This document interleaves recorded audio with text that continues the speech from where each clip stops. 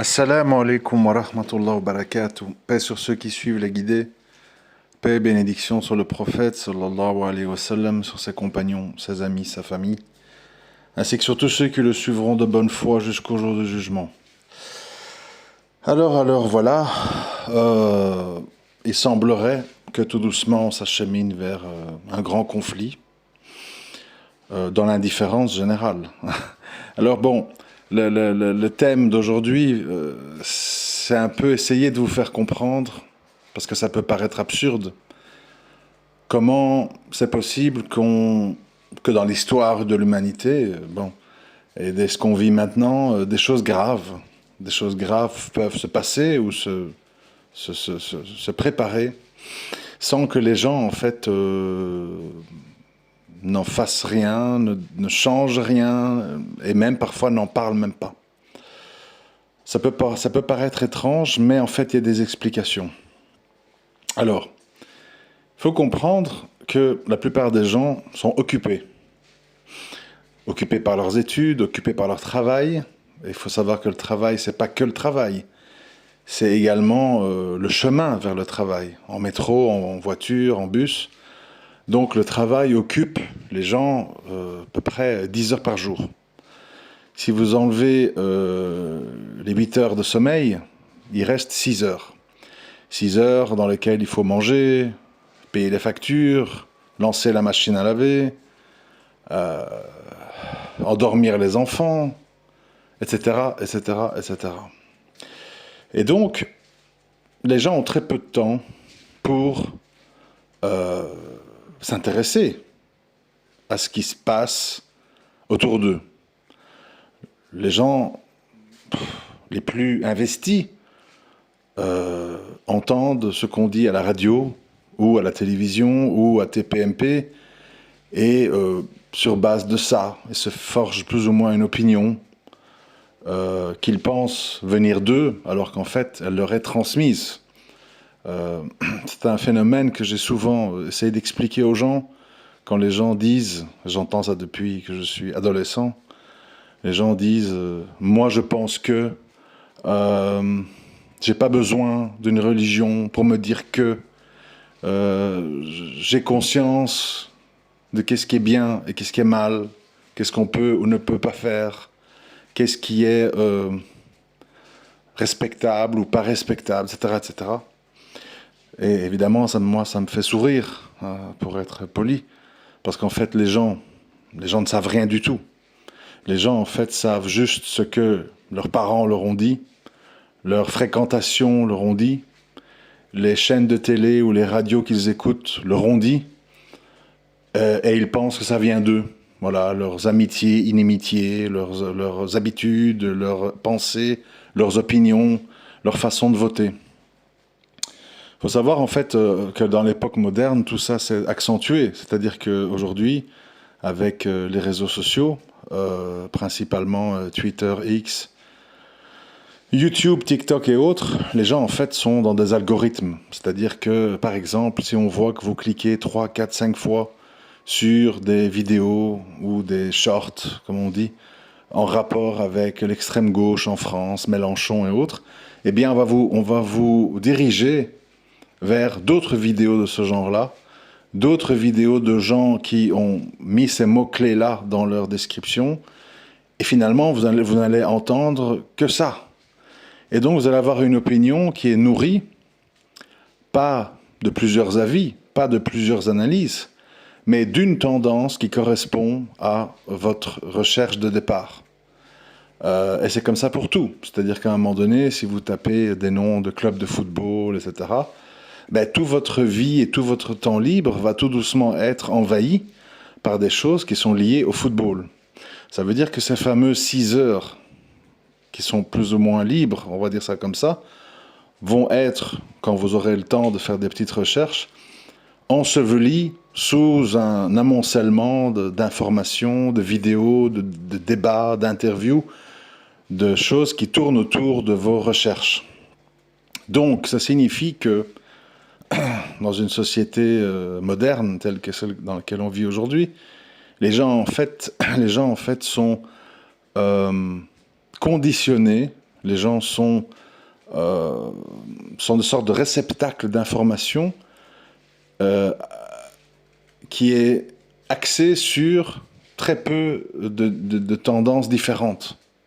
Donc les gens, en fait, construisent des convictions, construisent des opinions tranchées sur la base, en fait, d'influences uniques. Je prends un exemple, enfin, il y en a des milliers, bien sûr, mais je prends un exemple. Si vous tapez, je sais pas, 11 septembre, complot, quelque chose comme ça, vous allez voir 10, 15, 20, 30, 40, 50 vidéos qui vont nourrir votre idée que c'est un complot.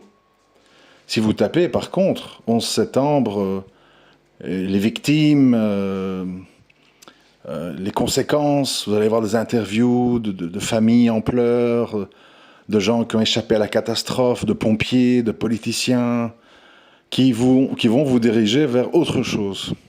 Et donc vous allez ingurgiter de l'information qui en fait, qui sont des informations, comment je vais dire, qui ne sont pas neutres, qui visent en fait à nourrir une opinion.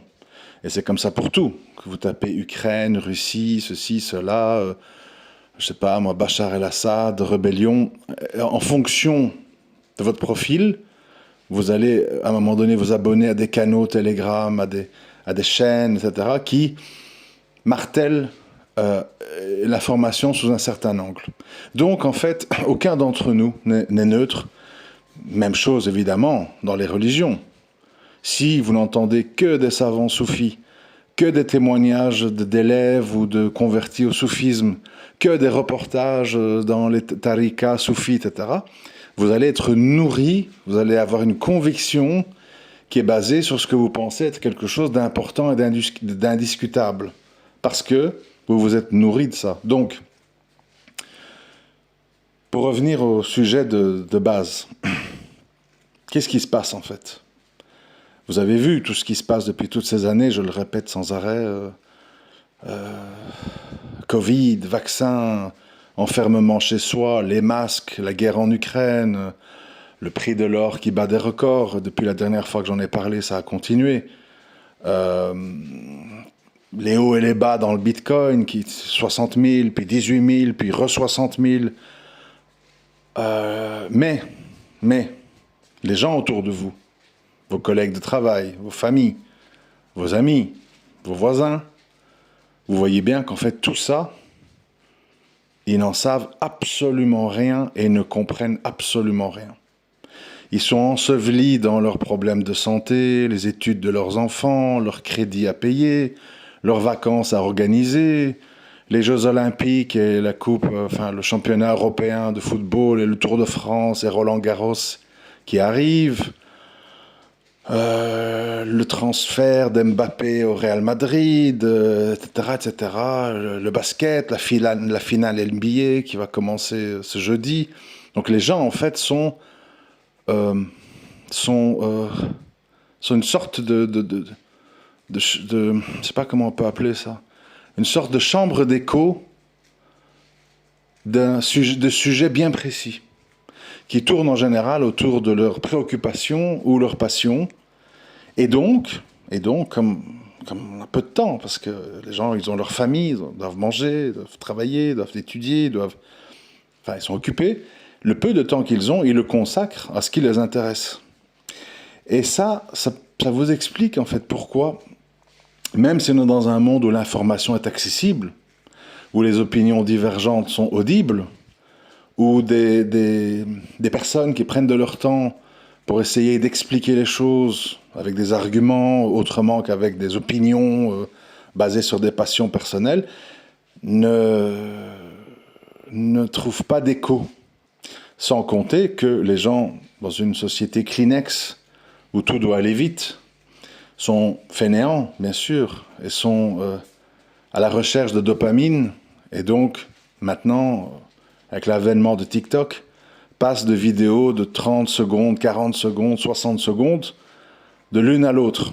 Et donc, toute vidéo, débat, interview, analyse qui dure 15, 20, 25, 30, 35 minutes est devenue inaudibles. Parce que les gens ont perdu leur faculté de concentration.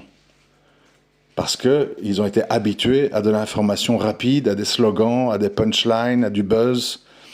Et ils n'ont plus la faculté mentale de se poser, d'écouter et donc à un moment donné de réfléchir. Ils sont juste préparés à ingurgiter. Et moi, quand je dis ingurgiter, c'est pas une tendance, c'est tout le monde. C'est tout le monde. Tout le monde est là-dedans, chacun dans son secteur. Qui la religion, qui le sport, qui la musique, qui le business. Vous voyez toutes ces vidéos qui tournent sur YouTube, des publicités qu'on nous impose, avec des gens, voilà, j'ai investi 10 000 euros dans un appartement, que ça m'a ouvert les portes du crédit, avec ça j'ai acheté un deuxième appartement, si vous voulez faire comme moi, téléchargez le dossier gratuit que je vous propose en bas de la page, qui vous permettra de comprendre comment vous aussi devenir riche. Et puis tu cliques, et puis truc, et puis tu dois participer à des cours, enfin bon, bref. Donc, les gens sont occupés dans une quête, soit de professionnelle, soit économique, soit passionnelle, sportive et autres. Chacun a son agenda bien rempli. On dit, bon voilà, de telle date à telle date, je vais faire ça. De telle date à telle date, je prends mes vacances. De telle date à telle date, je poursuis mon projet. Et donc tout le monde est dans son wagon, son TGV, qui fonce dans la direction de ses préoccupations.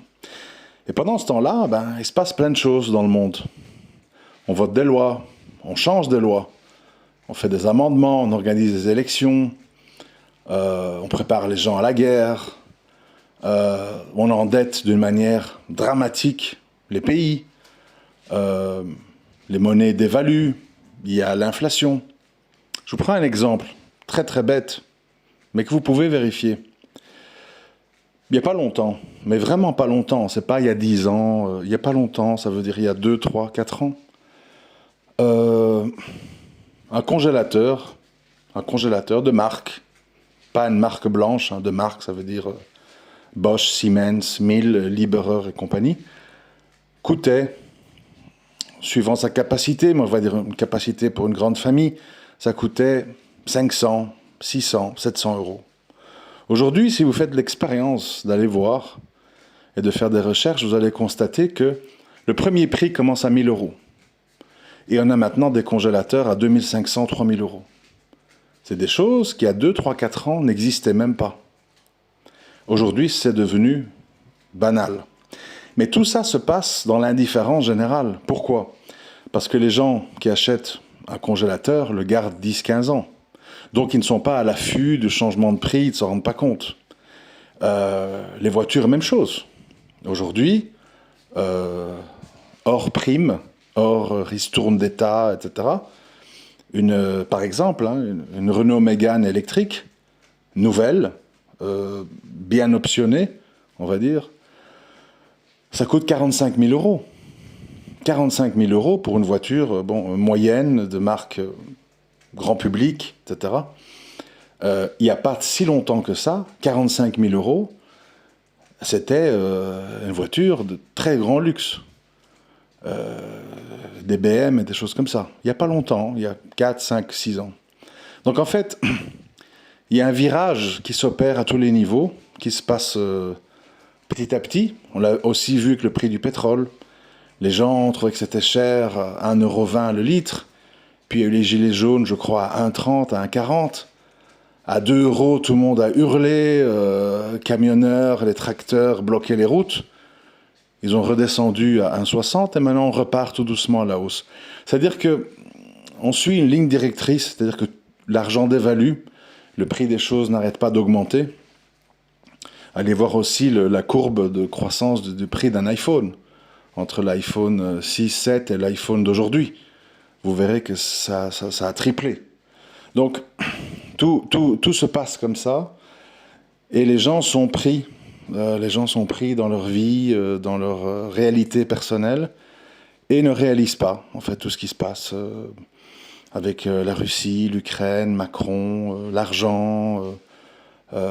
Chacun continue sa petite vie, chacun pense que finalement tout ça ne les concerne pas, ou pense que s'ils vont voter pour X, Y, Z, ça va tout changer, ça va empêcher de ceci ou de cela. Ils ne comprennent évidemment pas qu'il y a la loi du marché, qu'il y a des forces titanesques qui décident des choses, notamment à l'Europe, qui est peuplée de gens qui sont non élus. Mais bon, les gens continuent par habitude et pour se rassurer à aller les dimanches au bureau de vote, voter pour X, Y, Z, extrême gauche, extrême droite, le centre, etc. Alors qu'en fait, bon, tout ceci est pré-réglé, pré-pensé et pré-organisé. Mais voilà, les gens, ça les rassure, bien sûr, et ils jouent le jeu, on va dire. Et donc, il faut comprendre, il faut essayer de comprendre que vous évoluez dans un monde informé mais désinformé. Un monde où les gens savent, mais en fait ne savent pas. Où ils savent en partie, où ils savent, où ils croient savoir, parce qu'ils répètent ce qu'on leur a dit. J'en ai souvent parlé, les exemples sont légion, hein, on ne les compte plus, mais aujourd'hui, si vous dites aux gens, monsieur, madame, tout le monde, est-ce qu'on a marché sur la Lune? Tout le monde vous dit oui. Si vous dites pourquoi? Parce qu'on nous l'a dit. Et si on dit qui vous l'a dit? Ben, la télé, les émissions, les scientifiques. Et on dit qui paye ces gens, qui les laisse parler, qui les invite à la télé? Ben, on vous dit les responsables de télé. Et on dit c'est qui les responsables de télé? Et ainsi de suite. Et les gens, en fait, ne se disent pas, finalement, on peut me dire ce qu'on veut bien me dire, on peut me cacher ce qu'on veut bien me cacher, on peut me faire croire que, par exemple, des avions qui font des essais privés, militaires, on peut me faire croire que c'est des ovnis. C'est-à-dire que, voilà, en fonction de ce où on veut diriger les gens, on appuie sur une thèse. Si on veut étouffer une affaire, on dit, par exemple, un tel s'est suicidé en prison. Si on veut faire un mélodrame, on dit un tel est accusé d'attouchement, de trucs sexuels. C'est-à-dire que voilà, on manœuvre à gauche, à droite, en haut, en bas, en fonction des intérêts du moment pour manœuvrer l'opinion publique. Et l'opinion publique, bien entendu, pleine d'orgueil, pleine de suffisance, plutôt que de dire, je ne sais pas exactement ce qui s'est passé, on m'a dit que, mais je sais par expérience que les médias mentent. Aujourd'hui, avec du recul, on sait qu'on nous a menti sur Kennedy, qu'on nous a menti sur la guerre du Vietnam, qu'on nous a menti sur Luther King, qu'on nous a menti sur plein de choses. Mais je continue à croire que ce qu'on me dit aujourd'hui, on ne me ment pas. Et je répète, et je défends, et j'accuse tous ceux qui remettent certaines choses en question d'être des fous, d'être des marginaux, d'être des complotistes, d'être des gens qui se nourrissent de sites obscurs et bizarres. Et moi qui suis le fruit des grandes chaînes de télé, des grandes radios financées par des millionnaires et des gens affiliés au pouvoir et au marché, je pense qu'ils ne m'endoctrinent pas. Bon. C'est évidemment d'une stupidité sans nom, mais il faut faire avec, parce que c'est ça les gens qui nous entourent. On a la même chose chez nous, dans la religion. Les gens vont dire « Cheikh X a dit »,« Cheikh Y a dit », sans réfléchir à est-ce que ce cheikh peut parler librement, qui paye ce cheikh, où est-ce qu'il vit, est-ce qu'il a déjà émis des thèses et des propos qui pourraient lui valoir des problèmes, ou il a toujours été dans un sens qui est un sens consensuel, politiquement correct pour éviter de faire des vagues. C'est-à-dire que tout ce travail d'analyse, de profondeur, de remise en question, souvent les gens font l'économie de ne pas le faire parce que, évidemment, ça aurait l'inconvénient de mettre des doutes. Et quand on commence à douter, évidemment, c'est la porte ouverte à l'esprit critique. Et l'esprit critique, c'est quelque chose qui fait très peur à tous les pouvoirs politiques, religieux, économiques, parce que l'esprit critique, ça vous fait sortir du rang. Par exemple, si on veut sortir des trucs de religion ou de guerre, si on parle d'économie, il a été maintenant prouvé que la plupart des gestionnaires de portefeuille dans les investissements boursiers sont des gens qui font moins bien que le marché. Alors qu'ils ont fait des hautes études, finances, machin, 6 ans, 7 ans, ils sont payés des fortunes, des bonus, ils vivent tous un grand train de vie, plein de riches leur confient leur argent, ils prennent des commissions, etc. Alors que, c'est prouvé, c'est démontré, la grande majorité d'entre eux, 90%, 95%, font moins bien que le marché. Mais les gens, comme ils sont fainéants, mais les gens, comme ils ne veulent pas prendre de leur temps, hein, parce que l'humain, je l'ai souvent dit, n'est pas rationnel. Et donc, l'humain confie ses biens, sa santé, ses enfants, tout à des étrangers, en disant, bah, ils feront bien leur boulot. J'ai confiance dans le professeur. J'ai confiance dans le professeur d'arabe, professeur de religion islamique, où j'amène mes enfants le samedi. J'ai confiance dans mon banquier. J'ai confiance dans mon État. J'ai confiance.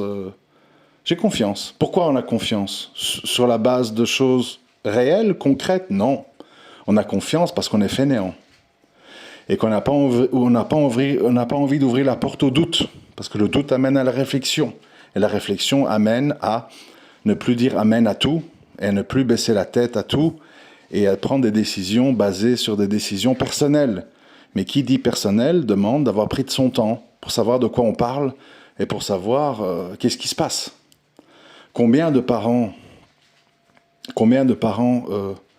interrogent les professeurs de leurs enfants ou essayent de savoir qu'est-ce qui se dit dans la classe, interrogent leurs enfants, lisent les journaux de classe, disent qu'est-ce que vous avez chanté comme chanson, quel dessin animé vous avez vu, dans quel musée vous êtes allé, dans quelle sortie scolaire, dans telle sortie scolaire que vous avez faite, vous avez vu quoi, vous avez rencontré qui, ça parlait de quoi? Non, on dit juste ça s'est bien passé aujourd'hui, ça a été ta journée, oui, et on rentre à la maison, on fait à manger. Parce que l'être humain est fainéant. Et l'être humain, il fait semblant. Je l'ai déjà dit aussi dans d'autres sujets. L'être humain, il fait semblant. Qui tient à son argent, qui tient à ses enfants. Vous voyez, les gens, moi, si on touche à mon fils, je vous préviens, je pète tout le monde. Moi, mon argent, je fais attention. C'est plein d'escrocs, c'est plein de trucs. On peut perdre son argent. Je suis très attentif, je suis méfiant. T'es méfiant. Et puis tu mets ton argent dans des comptes épargne à du 1%. Quand on a vu que dans certains pays, quand ça va mal, tu n'as plus accès à ton compte en banque. Mais toi, tu penses que tu es très intelligent quand tu dis « Moi, je suis méfiant, je laisse mon argent dans un compte épargne, dans un livret A à la banque. De toute façon, on s'est garanti jusqu'à hauteur de 100 000 euros. » Et les gens répètent, des trucs basés sur rien, en fait. Est-ce qu'on a déjà eu un pays en faillite, des banques en faillite, et des gens qui récupèrent leurs 100 000 euros? Non. Mais on chante cette chanson-là. C'est pour ça que, à un moment donné, je sais que c'est compliqué, mais il faut comprendre que les gens comme ça, très affirmatifs, les gens qui ont l'air très sûrs d'eux, très méprisants à votre égard quand vous remettez certaines choses en question, sont en fait des gens tout simplement stupides. Si pas stupides, fainéants. Fainéants parce que les gens n'ont pas envie de lire des rapports. Je sais pas, je vous donne un exemple, parce qu'il y en a tellement, vous savez, je dis ce qui me passe par la tête. Admettons, vous avez envie d'investir dans le pétrole. Vous pensez que le pétrole va monter, vous voulez choisir une ou deux sociétés dans lesquelles parquer votre argent. Bon, très bien, pourquoi pas. Même chose avec les crypto-monnaies. Enfin, c'est valable pour tout en fait. C'est pas le pétrole. Je prends ça comme exemple. Ok, très bien.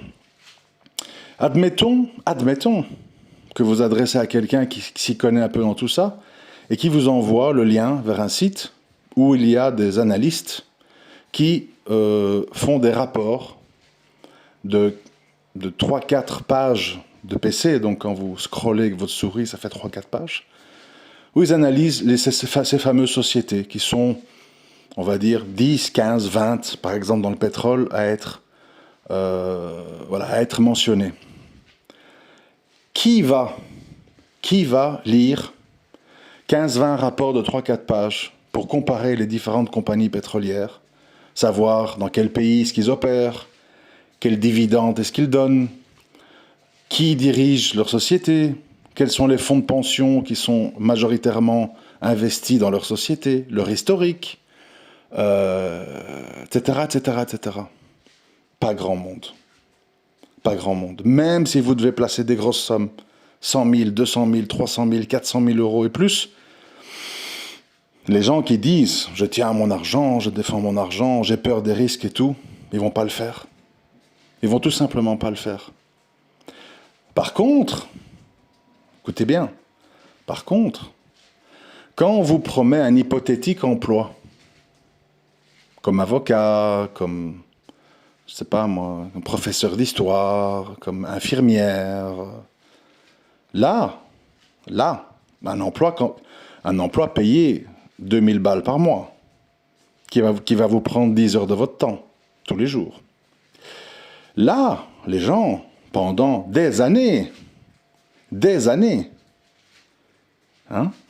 3, 4, 5, 6, 7 ans et plus, avec les masters, les doctorats et compagnie, ils vont lire des centaines de pages, ils vont étudier des examens, ils vont consacrer des jours et des nuits à tout ça pour espérer peut-être au bout avoir un emploi payé 2000 euros par mois. Donc ça veut dire en fait que notre cerveau, notre conception de ce qui est important ou pas important, notre idée de ce qui vaut la peine de consacrer du temps ou pas, elle est totalement erronée, totalement faussée. Mais nous reproduisons ce qu'on nous a dit. Tu dois avoir un diplôme, c'est important, un travail, attention, tatatite, voilà. Et quand il est question... Et ce qui est fou, ce qui fait de la peine, en fait, c'est quand tu comprends un peu le système économique, etc., tu réalises, par exemple, pour rester sur mon exemple des histoires de compagnies pétrolières, tu réalises qu'il y a des compagnies pétrolières, mais dans d'autres secteurs aussi, donc c'est juste un exemple, qui, non seulement sont parfois à des cours intéressants, etc., mais donnent des rendements, des dividendes qui ne sont pas fixes, comme un compte épargne, puisque c'est dépendant des résultats de la compagnie, mais suivant leurs bénéfices, donnent des dividendes trimestriels de 1, 2, 3%. Donc ça veut dire tous les 3 mois, 1, 2, 3%, suivant comment ça va.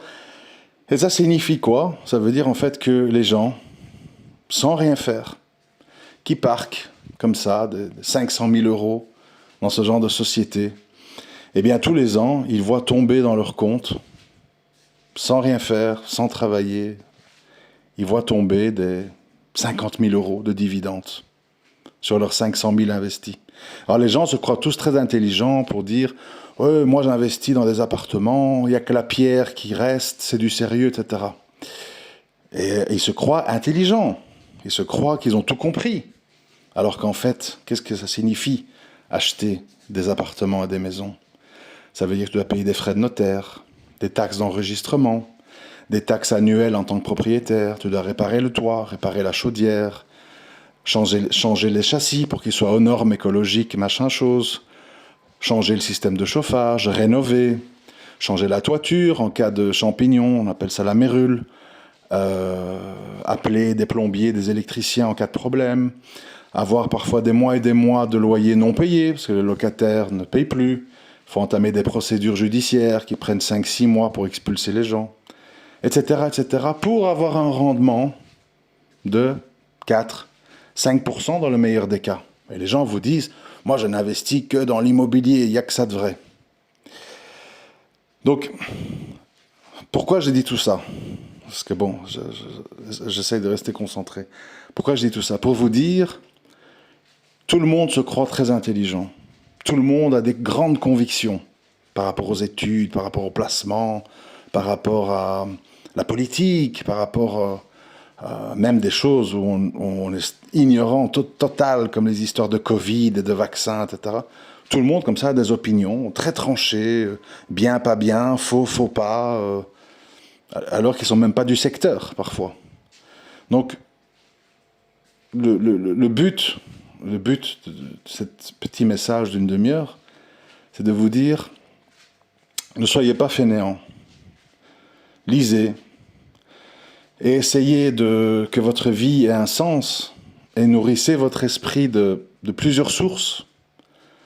Écoutez les arguments des uns et des autres. Ne rejoignez pas une secte ou une tribu ou un groupement politique aveuglément. Sachez que nous sommes face à une société qui est gouvernée par le marché, et le marché décide de tout, et on place des épouvantails en politique pour faire semblant que votre avis et votre vote comptent, alors qu'il n'en est rien. Quand on a besoin des immigrés, la droite ou la gauche fait venir des immigrés, donne du travail aux immigrés, vote des lois pour qu'il y ait le regroupement familial et qu'ils puissent faire venir femmes et enfants de leur pays. On va même jusqu'à construire des mosquées, dans le cas des musulmans en France, des milliers de mosquées. Puis, quand on n'a plus besoin, tout d'un coup, ça devient un problème. Tout est mauvais, c'est le rejet, c'est les expulsions, etc. De gauche ou de droite ou du centre. En ce moment, on a un gouvernement centriste en France. Il n'y a jamais eu autant d'expulsions et de perquisitions, etc. qu'en ce moment. Bon. Donc, il faut sortir des schémas préétablis dans tous les domaines. Dans tous les domaines. Et il faut toujours se dire, on m'a dit ça, on m'a répété ça. Mais est-ce que c'est vrai? Mais est-ce que c'est logique? Est-ce que c'est le seul chemin? Est-ce que c'est la vérité? Ou pas? Vous savez, fréquemment, dans ma vie, je croise la route de gens, comment on appelle, qui sont plus ou moins athées. On va dire ça comme ça, pour simplifier. Et ces athées, j'ai remarqué, sont toujours très fiers quand ils disent oh, moi je suis dans aucune religion, moi je suis neutre, moi je suis pour... je suis un humaniste, un humain c'est un humain, on doit tous manger, dormir, chacun son Dieu, il faut respecter tout le monde, moi je ne me mêle pas de tout ça. Tu vois, les gens se croient très intelligents de dire ça, ils croient qu'ils sont des gens courageux, vous voyez, courageux de dire moi je ne suis soumis à aucune règle, moi je vis pour mes passions, et toutes ces histoires, moi je m'en tiens écarté. En gros, c'est pour les cons, quoi. C'est pour les cons, c'est pour les extrémistes, c'est pour les littéralistes. Moi, je suis un humaniste, je vois les choses d'une manière large, je rentre pas dans toutes ces combines. Et souvent, donc, c'est accompagné d'une attitude très condescendante, et même faussement respectueuse. Hein. Oui, ça se termine quand, le ramadan? Ah oui, c'est cool. Ah oui, le dimanche, tu vas à la messe? Ah ben oui, pourquoi pas. Mais en fait, il y a toujours un truc de dire, moi qui suis un être intelligent, instruit, qui a beaucoup lu et voyagé, je vois ça comme en fait des choix de vie de gens un peu simplets. Mais pour pas te froisser, pour pas avoir un conflit, je fais semblant de te respecter, alors que je pense que t'es un con en fait. Vous voyez un peu le truc sous-jacent. Donc, vous pouvez pas empêcher les gens en fait de se croire intelligents. Vous pouvez pas empêcher les gens d'avoir des convictions, de croire qu'ils font bien quand ils disent j'ai acheté un appartement, j'ai fait ci, j'ai fait ça. Bon. Parce que les gens en fait, quand ça va mal, ils vous disent pas. Quand ils ont fait un mauvais investissement, quand ils ont acheté un appartement où ils ont eu que des emmerdements, les gens ils gardent ça pour eux. Les gens ne vous parlent que de leur succès. Leurs investissements qui ont fait x10, ils sont tous rentrés au meilleur moment sur le Bitcoin, ils ont tous acheté l'appartement qui était pas cher, qu'on a rénové, qui s'est vendu à prix d'or. Ça, c'est les histoires qu'on entend. On n'entend pas les galères, les locataires qui payent pas, les taxes, les notaires, les problèmes, les incendies. Bon. Donc, ce que je veux dire, en fait, c'est que dans tous les sujets, vous devez partir d'un principe. Je sais que c'est un peu brutal ce que je vais dire, mais bon. Vous devez partir d'un principe, vous avez affaire à des gens désinformés, qui croient être informés, mais qui sont désinformés à tous les niveaux, géopolitiques, économiques, religieux, tout, ils sont désinformés. Et malheureusement, plus ils sont désinformés, plus ils pensent être informés, parce qu'ils répètent ce qu'on leur a dit à la radio, ou dans un documentaire qu'ils ont vu sur Arte, ils répètent, vous voyez, ils répètent... en pensant que vous êtes la personne désinformée. Donc vous passez pour l'ignorant, vous passez pour le fanatique, vous passez pour le complotiste, etc. etc. C'est-à-dire que l'histoire tragique de tout ça, c'est que Euh, on est dans un monde où chacun est dans un couloir qu'il a façonné lui-même et qu'il pense être le bon couloir, évidemment, puisqu'il a choisi ça. Il a choisi tout. La forme, la couleur, la décoration, l'odeur, le tapis. Et les gens ne peuvent pas admettre, les gens ne peuvent pas admettre que peut-être ce couloir qu'ils ont construit, c'est un couloir basé sur du faux. C'est un couloir où il y a des défauts. C'est un couloir qui n'est pas le meilleur possible, etc., etc. Parce que les gens, en général, sauf exception, veulent rarement revenir en arrière, faire marche arrière. Même chose dans les religions, quand les gens s'embarquent dans des sectes, dans des idéologies sectaires. C'est très difficile de dire « je me suis trompé, on m'a manipulé, j'ai adhéré à des discours simplistes, je vais revenir sur mes pas, je vais reprendre tout depuis le début ». C'est pas facile, parce que toutes tes fréquentations ont été basées sur ton cheminement. Toutes tes convictions ont été basées sur tes lectures, tes fréquentations. Tu as tourné le dos à beaucoup de choses. C'est pas facile. C'est pas facile, parce que toujours on dit « Ah, c'est dur quand tu viens d'une famille non pratiquante, d'arriver à l'islam, de commencer à prier, respecter la sunna, c'est dur, t'es mal vu, t'es un rouraba, t'es une brebis chétive. » Oui. Mais c'est dur aussi pour des gens qui sont embarqués dans des sectes ou dans un islam dévoyé de se dire « je me suis trompé » parce que j'ai suivi mes tendances personnelles qui m'ont fait pencher vers le soufisme, vers le salafisme, vers le djihadisme, vers les frères musulmans parce que moi je suis sensible à leurs arguments à la base. Mais je reconnais que je me suis trompé parce que si, parce que ça. C'est une démarche difficile. C'est une démarche difficile. Alors évidemment, et je vais conclure là-dessus, on peut comprendre que quelqu'un, en fait, qui pense qu'il ne sera jamais jugé, et que même s'il s'est trompé, ben, c'est pas grave. Ce qu'il veut, c'est avoir la paix et être dans son ronron quotidien basé sur ses convictions. On peut comprendre ça venant de quelqu'un qui ne croit pas à l'au-delà et au jour du jugement. Mais nous, les musulmans, on ne peut pas faire ça. Nous, on doit constamment réfléchir, constamment nous remettre en question, constamment nous repentir, constamment réviser certaines choses qu'on pensait sûres et certaines. Parce que tel cheikh a dit, parce que tel fatwa que j'ai lu a dit, et on répète. On doit toujours mettre ça dans le prisme de l'analyse personnelle. Parce qu'on ne sait pas si la personne qui nous transmet ça, elle est neutre. Elle n'est pas influencée ou elle ne protège pas certains intérêts. Et ça, c'est quelque chose qui est très difficile à faire comprendre aux gens, toutes tendances confondues. Parce que les gens s'enorgueillissent, il faut comprendre ça. Les gens s'enorgueillissent. Moi, je ne croise que des gens orgueilleux. Orgueilleux. Moi, je suis comme ça, moi, j'ai compris, moi, en tout cas, je réagis comme ça, moi, je pense que ça. Jamais les gens disent qu'Allah me guide, bon... Je crois à ça, ça, ça, mais c'est vrai que parfois, il y a certaines choses, je me demande si c'est bien logique. Mais pour le moment, je vois les choses comme ça. Je ne sais pas de quoi sera fait demain. Je poursuis mes lectures, je poursuis mes réflexions. J'évolue. Je suis un être humain dans un processus d'évolution qui essaye de slalomer et de trouver la vérité là où elle est. C'est rare. Les gens sont très orgueilleux. Vraiment, j'ai tout compris, moi je suis au-dessus de ça, ça c'est pour les cons, ça c'est complotiste, on va pas parler de ça, on aura des ennuis. Vous voyez, les gens sont très comme ça, fuyants, lâches, orgueilleux, imbus de leur personne. C'est pour ça qu'à un moment donné, la personne qui ne veut pas être prise dans tout ça, elle est contrainte un peu à la solitude. Elle est contrainte à l'introspection, à être dans une relation directe avec son Seigneur et de prendre les êtres humains avec des pincettes.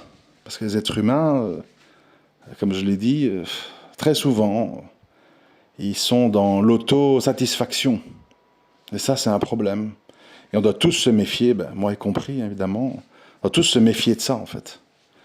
C'est pour ça que moi, chaque jour, j'essaye remettre tout en question, de me remettre en question, d'écouter les critiques, d'essayer de ne pas être orgueilleux et de ne pas avoir la fainéantise, de ne pas vouloir ouvrir des portes qui pourraient nous rapprocher de la vérité, mais qui demanderaient un effort personnel. C'est un peu ça. C'est un peu ça là où je veux en venir. Donc, patience, c'est pas facile. Méfiez-vous des solutions toutes faites, des donneurs de leçons, des gens qui humilient, alors qu'eux-mêmes sont des ignorants, font des choses qui à la limite sont pas très intelligentes, mais qu'ils pensent être intelligentes. Tolérance aussi, parce que bon, on est tous un peu comme ça à certains moments dans nos vies. Et essayer, et moi c'est ce que j'essaye de faire, par l'humour, par les déclarations à double sens, essayer de faire passer certaines idées, mettre certains doutes dans l'esprit des gens pour qu'ils révisent leur position. Ça demande de la psychologie, de la diplomatie, un peu de tact, d'intelligence, mais c'est ça ou des clashs incessants. Donc les clashs incessants, souvent ça nourrit les égos, les orgueils, c'est pas l'idéal. Donc il faut faire l'effort. Il faut faire l'effort déjà avec soi-même et avec les autres, de comprendre et de ressentir quelle est la meilleure façon d'amener les gens à se poser des questions. C'est tout un travail, c'est pas facile, mais c'est le seul chemin pour nous les musulmans qui est constructif et qui peut amener les gens vers un changement de leurs opinions et de leurs comportements et de leurs convictions. Qu'Allah nous facilite, nous donne de la patience, nous pardonne pour nos erreurs et malheureusement le fait que parfois on tombe dans les comportements que je dénonce moi-même, ça nous menace tous et il faut être vigilant, une vigilance de tous les instants. Assalamu alaikum wa rahmatullahi wa barakatuh.